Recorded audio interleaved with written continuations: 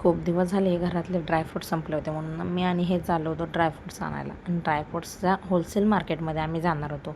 मग इकडे बघा आम्ही इथं आलेलो होतो वाशी मार्केटमध्ये. इथे ना खूप होलसेल भावामध्ये खूप मोठे एवढे शॉप आहेत, कुठे जावं काय कळतच नाही. मग आमचं एक ठराविक दुकान आहे, आम्ही त्या शॉपमध्ये दरवेळेस ड्रायफ्रूट घेत असतो.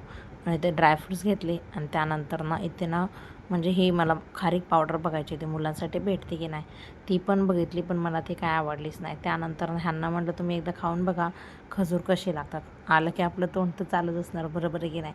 त्यानंतर ना इथे आम्ही ना बिल वगैरे केलं नाही, एका शॉपमध्ये चॉकलेटच्या गेलो, कारण तिथे आम्हाला डार्क चॉकलेट घ्यायचं होतं, पण ते काय भेटलंच नाही.